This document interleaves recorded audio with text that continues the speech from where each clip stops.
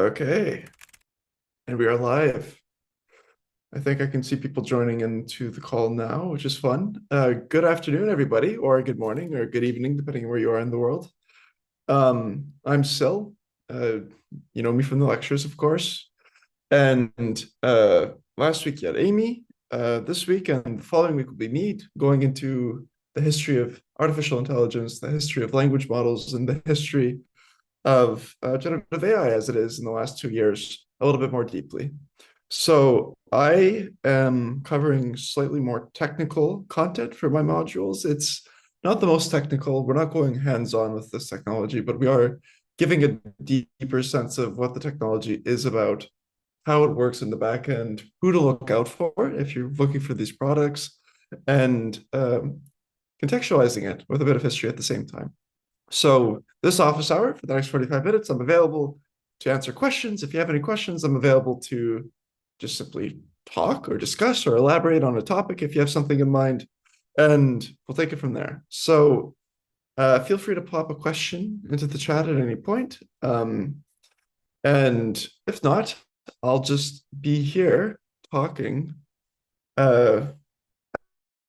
ad infinitum, I suppose, on any topic that enters my mind. So for this week, in terms of content, I believe we looked first at the history of language models. And for the second set of videos, which is the first set of, we looked at the history of language models, starting first from World War II with the history of cryptography, and in particular, a look at Claude Shannon, who's a mathematician. I think he's British. I'm not exactly certain.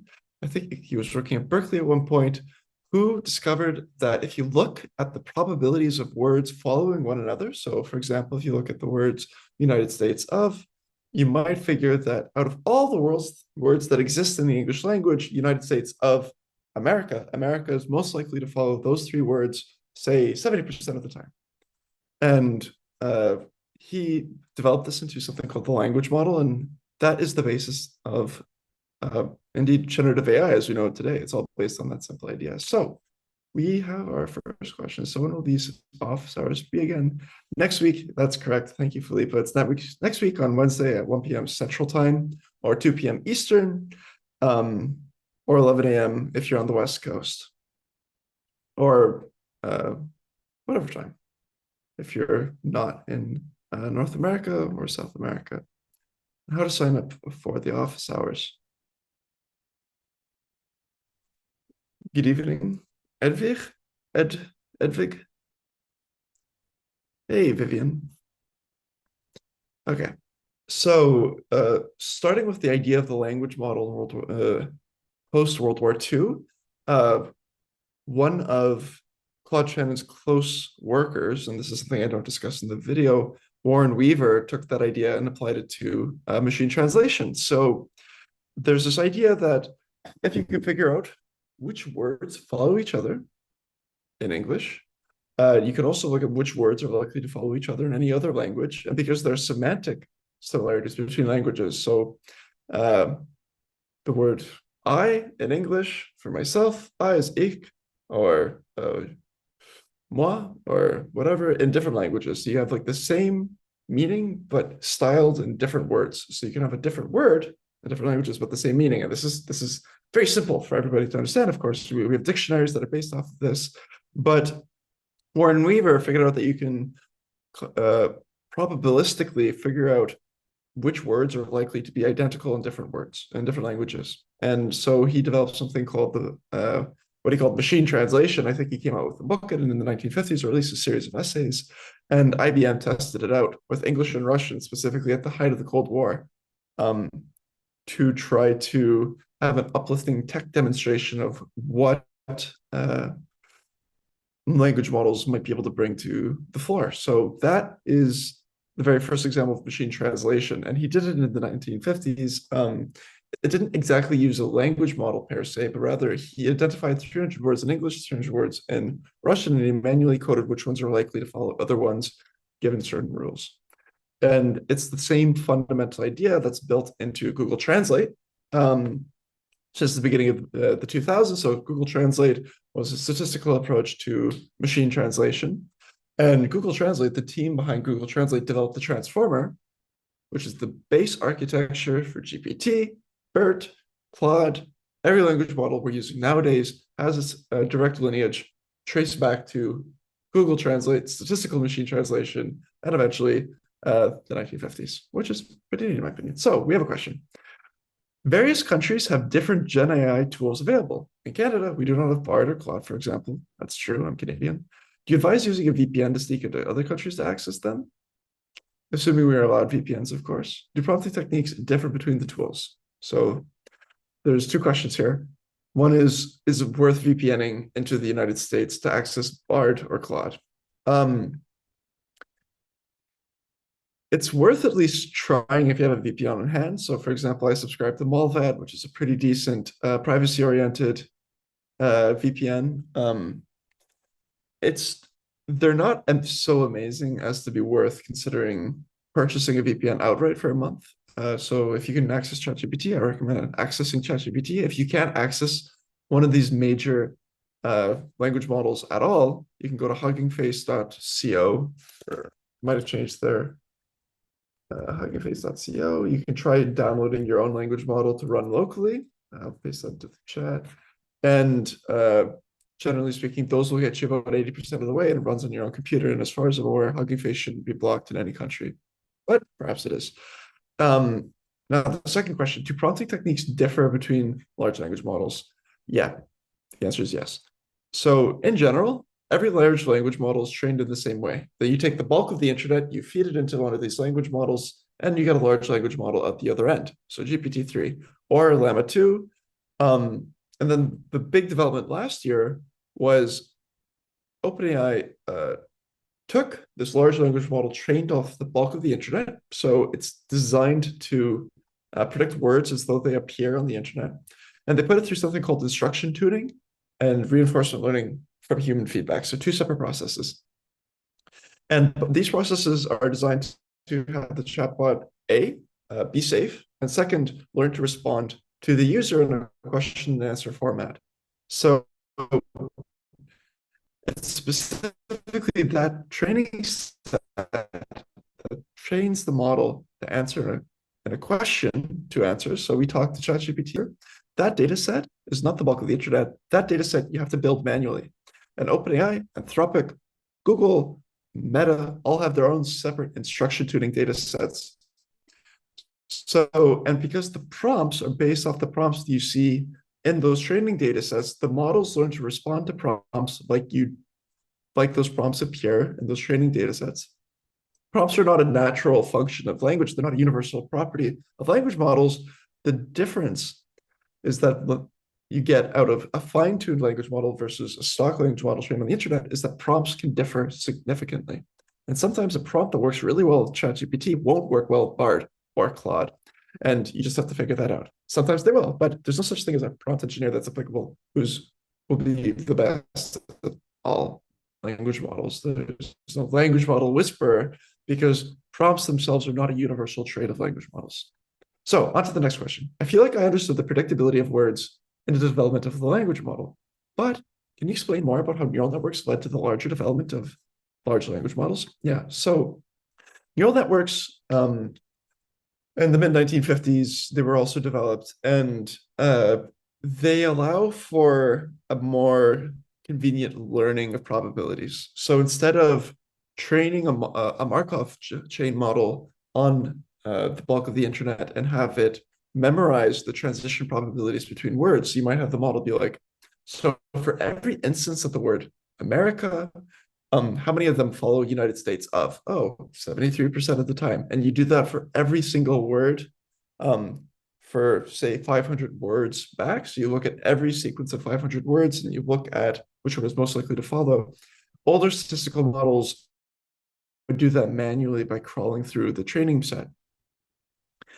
This is really intractable, A, because it would take forever to do that, and it did take forever to do that, and B, lots of sequences of words are novel. We use novel sequences of words every day, all the time. Even the question you just asked, but can you explain more about how neural networks led to the larger development of large language models? I can almost guarantee you that specific sequence of words has never occurred before. in the history of English. So if it's never occurred before, how could a language model that's just purely statistical learn what word is likely to follow that sequence? Because it's never happened. The answer is they can't. So a really big problem with older statistical language models was they couldn't generalize over a language. They couldn't generalize over language or English or any language you can think of. So a neural network, on the other hand, is able to generalize because they always offer a little bit of probability to unexpected and novel sequences. And moreover, they can kind of intuit what's likely to follow that novel sequence. And so GPT-2, the first large language model, or BERT, if you want to say it's BERT, was novel, was really innovative because they took a language model and they took a neural network, which is able to handle ambiguous situations and generalized new situations, and they put the two together. So you can generate new and novel sequences of words. Hence a large language model. So from Luis Gonzalez Perez, newsrooms face the issue of having multiple digital tools that require new training every time a new one is added, and the integration is never easy. How should we approach training newsroom employees on generative AI to avoid the one more digital system we must add to our details or our duties? That's a difficult question. Because some tools are very simple to use. Other ones are not necessarily the most simple to use. And for a lot of smaller to medium-sized newsrooms, I can envision the addition of generative AI to your workflow, bringing on a lot of technical debt and technical obligation from the side of the newsroom. So you might have to invest quite a bit of resources to get that piece of generative AI working. But of course, the key is to avoid this. So you don't have to hire an additional person just to be doing Gen AI all the time. You don't. That's a lot of money you're going to be spending on something that might be one and done in terms of implementation. And so the key there is you can do it in a number of different ways. I recommend personally having someone just go through, and this is for those in the United States. Anthropic has a really nice set of documentation about prompt engineering. So if you want someone to learn how to do prompts in particular, um, they have a really nice guide to prompt engineering that's very accessible. And there's a lot of these guides that are produced by major tech companies and put up on the internet. And these are generally the best prompt engineering. Let's see if I can find it. Okay. Okay. I'm not able to find it so conveniently just off the top of my head, but if you Google Anthropic and prompt engineering, you'll find their documentation. OpenAI similarly has good documentation. So it'd be worth it for someone to go through that documentation to get a sense of how the technology works and what the best to do with it. In terms of actually implementing, you're probably best going with a vendor that provides AI integration off the bat. And there's one I know that the New York Times is using, and the name is going to be slipping me. Miriam, I'm gonna have to find it. I'll send a link to it to everybody later.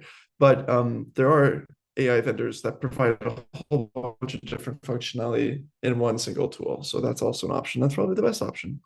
And it would also enable you to avoid vendoring for specific uses. So you don't need just like an AI transcription tool. You don't need just a summarization tool. You don't need a generation tool. You can have all of them in one big tool. And I'll find that after. So from Josefina Blanco, is using POE to access ChatGPT the same, or does it restrict its use? What is POE point of GPT? You'll still get ChatGPT plus. Okay, so the next question from Al Brignoni. Sam Altman admits that there are risks with ChatGPT, and many tech entrepreneurs, including Elon Musk, met together, that's true, at Congress, saying to slow down the use of this technology for a period of time that presumably has lapsed by now. That is also true. It's been over 6 months. Should this be anything to be mentioned in this course? I had a pretty common take on this that I think was shared by many. It was a cynical take, which is that Sam Altman, Elon Musk, who happens to also have been on Lars Fisher. Good to see you. Oh, thanks for joining at any rate. Elon Musk used to be on the board of OpenAI. Sam Altman is, of course, the CEO of OpenAI. They probably wanted to slow down the development of this technology because they were at the front of the game at that point. So ChatGPT had dropped. It was amazing. Everybody was very interested in how this model was functioning. And uh,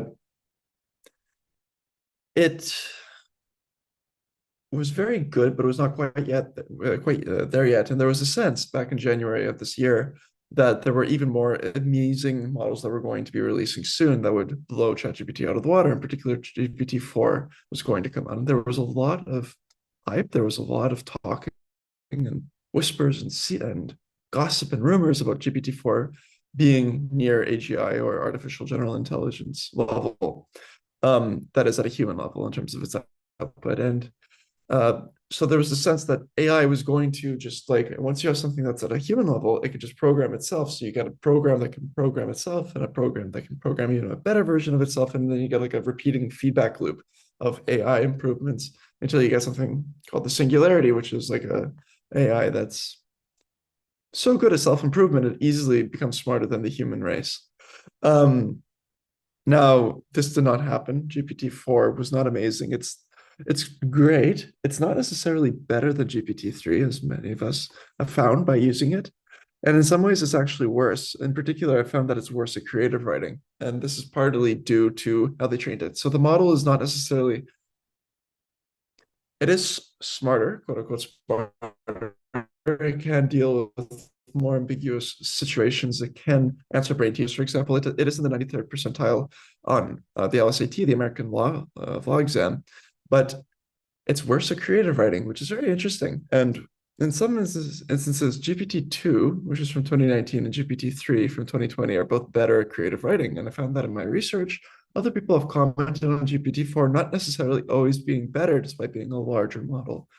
Um, and so if you look at what Sam Altman and Elon Musk are saying of slowing down tech development, it's probably the case that these models, they were just, it was a very cynical attempt to slow down the industry because they're at the front of the game and they knew that GPT-4 wasn't going to be amazing. That's my sense.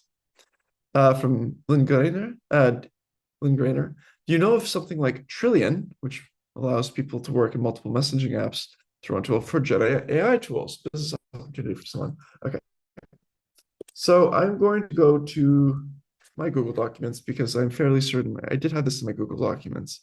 Uh, I'll just find the name of the tool. There is a tool that is being used by some newsrooms that put together quite a few of these tools all in one spot. And okay, I've opened my slides. Dum, dum, dum.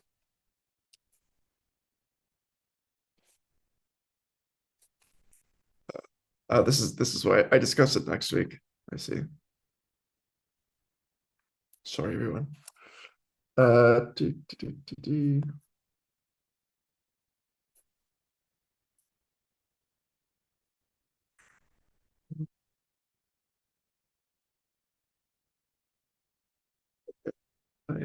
It's not here either. It has a very simple name. Sheesh. I'm embarrassing myself. Okay, I'm not finding it here either. Oh, Emer. I found it now. Okay. Okay.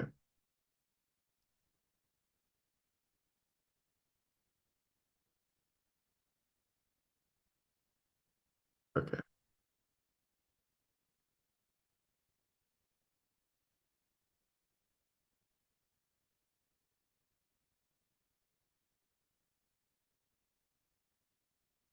Okay. So it's Mimir. One Mimir. I do know that they're using this at the New York Times. Newsroom AI. Oh, yes, I've seen this. There is a wait list, unfortunately. Um, it's a good use case. I can see these tools coming out in droves in the very short term. There's a lot of venture capital money being poured into these tools. Y Combinator, for example, did an early application session for uh, winter of 2023, so the winter 2023 Y Combinator season. And there's a lot of money. There is some sense right now, just in the last week, in the information run by Jessica Lesson, reported on this, that there might be a slowdown in the AI industry as it stands right now. So Jasper.ai, which does copywriting slash 20% of its workforce, they also reduced their own valuation internally. And there's a sense that just like in the 1980s, where AI never really quite delivered on its promises, we might be running into something like that in the very near short term. So it's not to say that artificial intelligence is something of a flash in the pan, but rather that sense that we had back in January of 2023, that these tools are going to be really incredible, that these tools were going to be lead to something like a singularity, that GPT-4 would do your homework and do your laundry, never really quite came to fruition. And we're entering kind of like the long tail of AI implementation, where yes, we can say that these tools are amazing. They have more substance in a way that crypto never did. So something like a crypto flash in the pan, but nevertheless, it will take a bit of elbow grease to figure out how to implement these tools in the newsroom or in really indeed any industry. So we're looking into probably a longer cycle for tech implementation. So tools like Newsroom.ai, Newsroom AI, or Mimir are likely to be coming out more often, but on a longer time frame. Oh, it's difficult to say understand everything that I'm saying. Sorry, my bad. I'm calling to you guys from Argentina. There's a bit of a network issue, I know, between us. And I did a red-eye flight. So, next question. Let me just pull it out. From JSJ, are you familiar with Azure OpenAI services? I am. At first glance, it looks attractive because all the advantages of ChatGPT are available in an environment that runs in the corporate cloud. That's true. The data that does not run into the public system of OpenAI. How do you rate this way to use ChatGPT in a media company? So, OpenAI partnered with Azure, runs something like an enterprise ChatGPT. That's one option that they have. And it's a lockdown, completely private, unique to your organization version of ChatGPT that I believe can be personalized. And this model, enterprise ChatGPT, is interesting for newsrooms that are careful about privacy, I would say. So some newsrooms did ban the use of ChatGPT earlier this year. And as soon as it was banned, OpenAI probably went to the writing board, the drawing board, and they tried to come up with a version of ChatGPT that would be okay for companies that are concerned about their privacy. And journalists I can see being really concerned about their privacy in particular, because the first thing you don't want to do when you receive a USB stick full of classified documents or what have you, sensitive documents, is plug it into your computer and upload it to OpenAI, Anthropic, or Google and have it be thrown into the training heap immediately. You care about your IP. And ChatGPT Enterprise is, I feel, a good solution for people who care about their privacy. And Azure also offers other language models. You can use Llama 2 on Azure, which is a smaller model, but still quite decent, in my opinion. And the pricing might be different. It might be cheaper to use a smaller model over ChatGPT Enterprise. I'm not sure what the cost of ChatGPT Enterprise is, unfortunately, partially because I'm not sure if they ever released a figure. I think you have to get a quote.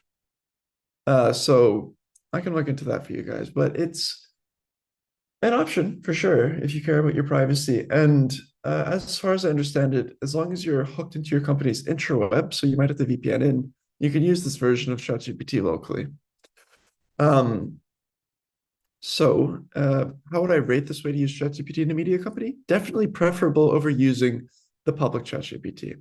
ChatGPT is not, it's decent now in terms of privacy. They have a privacy policy. They did not used to, partially because ChatGPT was really a demo produced by a smaller team in OpenAI. They developed a demonstration, proof of concept. They showed it to Sam Altman, and they rushed its development and its release. Anthropic's Claude, I believe, still uploads everything you type into it to the training set. And Google's Bard, well, I don't think you should really trust Google in any scenario to handle your data correctly because it's an advertising company foremost. From Lynn Grainer, have you looked at ChatGPT for Dummies by Pam Baker? Recommended? I have not. I have not. I have heard of it, actually. I have heard of it, and I do believe that the person I know who read it enjoyed it. There are a number of prompt engineering guidebooks that are now releasing onto Amazon. who's to say how many of them are written with ChatGPT? I would say in general, prompt engineering is something that you have to develop an intuition for. I mentioned earlier that there's no such thing as a prompt whisperer or machine learning language model whisperer, but you could certainly still get a sense of how to best prompt a model just by doing it over and over again. You'll get a sense that there are repeatable constructs that work well for prompts. It's difficult to explain to someone what those are exactly. You do have to get an intuition because it comes through trial, error, rinse and repeat. Um, that being said, these models are changing every day. So good recommendations for a prompt might not be the same next week or in a month or 2 months or 3 months because at least with ChatGPT, the data set that they use to train and fine tune GPT and make it instruct tune or to make it react to that question and answer prompt flow can change over time. So they originally constructed that data set. If anybody remembers using ChatGPT back in November, it wasn't the best. And for some reason, it would write really, really, really long responses to any question you would type. It would be like a paragraph. You could ask it, what's 1 + 1? And it would respond with a paragraph. And this was partially because the prompt tuning data set they had used to fine tune GPT-3 with was not the best. The people who had rated the best answers for inclusion into this data set had overly favored really long responses that seemed sophisticated, but were really quite full of fluff. And so ChatGPT, the very first version, was really long and verbose in its responses. But it's changed now. ChatGPT can respond very, very shortly. And so that is to say, what a good prompt is today might not be the case tomorrow. So with Pam Baker's book, perhaps it was good a few months ago. Perhaps it's good right now. Perhaps it'll be good in the future. It's hard to say. So I recommend just taking a look at it if you are interested in prompt engineering, and or any other book you might find, and see how they handle. If you find that the prompts do indeed do what the book promises, then for sure use it. But if not, then you don't need to. It's mostly a case, and this is a general rule of thumb with these large language models, with these chatbots, and indeed with image generation AI like DALL-E 3, which just dropped out, which was released and is now available through Bing. It's a matter of developing an expertise, of developing a familiarity with these models more than anything. So I'm Josefina Blanco again. When you aim to SEO enhancement of your headline and articles in general, how can generative AI be used? I'm willing to implement this into my newsroom. Right. So I think that tool that I gave you guys before, Miriam, does do SEO headlines. I see generative AI being useful in scenarios where you don't want your journalists to be spending a lot of time on certain tasks. So doing SEO headlines, for example, Pam's book also talks about the tech, the history, other tools to use, etc., not just prompt engineering. Well, then I think it would be an excellent to read. Books about prompt engineering in particular, I would be more hesitant to recommend. But back to Josefina Blanco. Yes, there are tools for SEO headline development. I know writer.com, I think, does SEO headlines. So does they had ads all over San Francisco. And you can also use Jasper.ai. These ones will do SEO headlines, and they're useful in the sense of I can envision generative AI being useful in the newsroom in instances where you want your journalists to be doing useful work, not necessarily grunt work. So if you have your journalists doing a lot of onerous peripheral generation of SEO headlines or summarizations or keynotes or what have you, generative AI stands to streamline that work really quite well. So I commend you for looking to have generative AI develop your headlines. I mean, on the other hand, you might consider SEO headlines an art. Headlines in general might be an art, but SEO headlines designed to score well with Google search's ranking algorithm, tend to all seem the same. So it's probably a very good example of where to implement generative AI in your newsroom. So next question. I'll respond to Jen directly in the chat. I wonder how AI will change search and SEO. There would theoretically be fewer results if users are asking the AI directly, just a thought. That is true. And that is what scared Google so much when ChatGPT came out last year. People started to ask it questions because it responds to you in one answer. You don't have to crawl through a bunch of links on Google and compare this web page and that web page and oh, whoops, there's ads here. Better, go back to the last page. ChatGPT answers your question and generally answers it fluently, accurately, informatively, and so on. So ChatGPT gave people a sense last year that AI might replace search engines because there's like two reasons why people use search engines, at least two. And those two are one, to find a web page. So I really want to go to Wikipedia. So I type Wikipedia into my Omnibar in Chrome and I press enter and I click on the first link. And two, to answer questions. I'm sure we've all asked Google questions. I type a question into Google and I hope that something like Quora pops up answering my question. But it's not the most ideal scenario because you then get a bunch of websites that just have questions in their headlines, and that's not necessarily the best solution. And it's not so fun to use Google for question answering. So ChatGPT gives us the sense that you can use a large language model to answer questions instead. And on Stack Overflow, which is a popular website for answering questions like Quora, it's used often with programmers, people started using ChatGPT to answer people's questions almost instantly. And the questions were, on the whole, accurate. But Stack Overflow got spooked and they shut it down because there was a question of IP. If you have text generated by ChatGPT, who owns that? I believe the answer is now you do, but that wasn't so clear back then. Okay, so yeah, I can totally see AI changing search and SEO. And I mean, that's why Google's developing Bard. Okay. Okay. So Isra, do you have any recommendations for newsrooms? How or where to start RAG projects in Azure in an Azure environment? That is a more complicated question. So if you want to do retrieval augmented generation, um, there's different ways of going about it. I know Azure has something that should do that straight out of the box. The name will be failing me, of course, because I've never used it. But you could always start a VPS or a VPC or a virtual machine in Azure. Install something like Chroma, or indeed, actually, you can install something like LangChain. And you don't have to use Azure for this. But you can install LangChain inside an Azure virtual machine. Give it your documents. Use something like a PDF loader, which is a function that comes with LangChain. And the PDF loader will embed your PDF documents and vectorize them. To embed a document is to turn it into a series of numbers that ChatGPT and similar models use to identify semantic meaning. So they turn words into numbers and then numbers into probabilistic chains of numbers, and then finally words again. LangChain takes advantage of that to give you something like ChatGPT that can answer questions given a set of documents. And if you have a corpus or if you have an archive full of documents that your newsrooms produce, you can use retrieval augmented generation, RAG, to answer questions based off that retrieval augmented generation, to generate answers based off that knowledge base.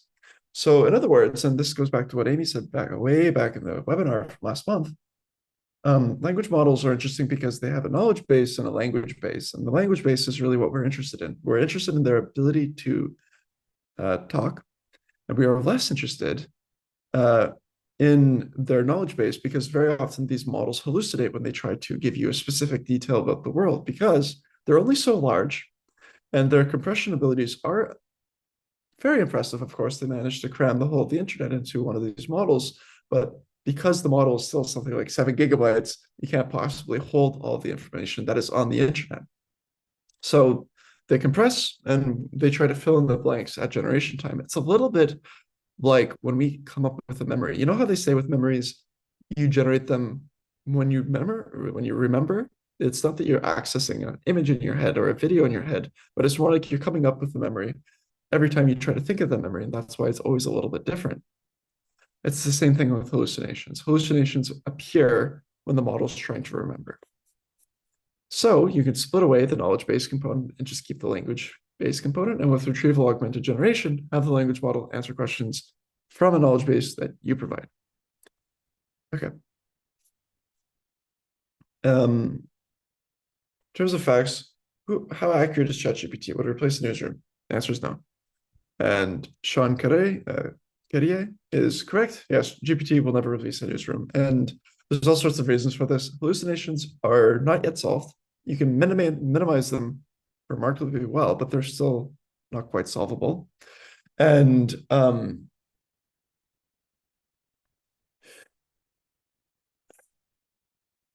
and for investigative journalists, as an example, you still need boots on the ground. You still need people to go and talk to other people. You still need journalists to go ask questions and come up with a report and think about it and come up and pitch ideas. And all of that is not yet doable with a language model. And indeed, I don't think will ever be doable unless we stick a language model into a human robot, in which case I think we're dealing with a completely different world. And it's not a world that I'm capable of predicting. I don't think Terminator is quite our end game here, but it is indeed something to keep in mind, perhaps. But regardless, no, I don't think it can replace a newsroom. So, Grainer, do you recommend Gen AI that provides its references? For example, big footnotes its answers. You can get most language models to do that if you ask them nicely. But Bing's ability to do that is really amazing. And the issue is that it might not, the footnote, because they do the footnote after they've produced the text, the way language models work is they can't, when they give you an answer first, and then an answer, when they give you the answer first, and then their explanation or rationale second, the explanation or rationale, because the language model does not store its short-term memory, is always a guess as to what the language model was probably thinking when it wrote the answer. So the footnote might not necessarily be the correct footnote, if that makes sense. With Jesse Bunker, Maxwell asks, what is the best way to evaluate the accuracy of a ChatGPT result? You have to do that manually. A funny one is you can actually ask ChatGPT to rate its own result out of 10, and it will do so. And there's been a few research papers that have found that if you get a language model to rate its own output, that rating is often quite similar or is identical to how confident the model is in its own response. So if you get a model saying 7 out of 10, it's rating its own response as 7 out of 10. There's probably a little bit of non-truthfulness in the output result.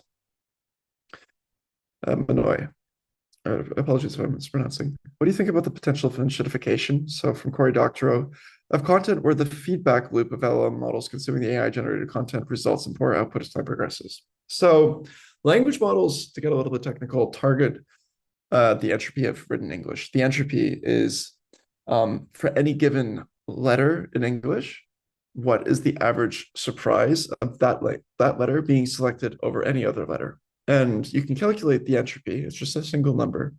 You can think of it as the target of any language model with the internet, the bulk of the internet. The internet has a particular entropy, the English internet. And it's the same for other languages. And language models attempt to recreate or match that entropy or match those probabilities of words following one another. And it takes a lot of text to shift that value. So while yes, of course, as a thought experiment, that danger exists, in practice, there's a lot of text that's written and published on the internet, and it'll take a lot of more text to significantly change the character or probabilities of words in that data set. And my thought, honestly, is that GPT-5 or whatever model will be good enough with a reproduction of written language that concern of the enshittification of content will be a little less significant. So scrolling down now. Will the chat questions and information be shown in the video of week 3? I'm not sure. This very video that you're watching will be saved. So last question, because we're running out of time. Sean Carrier, what are your suggestions for working with GPT for bulk queries? My current stack is text of articles in Airtable and using a script to send each record to the GPT article with a prompt like summarize article text and 3 bullet points of under 20 words each. The only thing I would suggest is I know you can do a batch input for GPT. So you can submit if you're using OpenAI, for example, the OpenAI API, you can submit the same prompt with the different article text embedded several times over. So for bulk queries, language models, the way they work is while it takes a long time for a single language model to sample a single word, you can have a single language model sample multiple words in about the same time because they have to load up each individual part of the language model over and over again. And that is where the time consumption takes place with generation. So you can have this first layer of the language model. Language models are composed of layers of transformers, identical blocks repeated like may say 80 times. You can have the first layer answer like 50 annotations, and then the second layer continue those 50 annotations and so on. So if you have a more specific question, I can actually help you if you contact me through the forum, or indeed if you send me a direct message. So thank you, everybody, and a big thank you to the teaching assistants, Teresa and Felipa. See you next week. I'm excited for next week's content. So we're talking to Nick Diakopoulos, who's a really big data journalist, professor over at Northwestern, and Ted Benson, who runs an AI startup. And I think their conversations in particular are really interesting.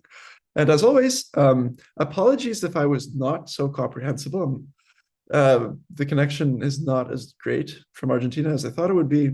And moreover, I apologize if it got a little bit too technical. And as always, if you have any questions, feel free to contact me directly. I hope everyone has a good day. Thank you very much. Bye-bye.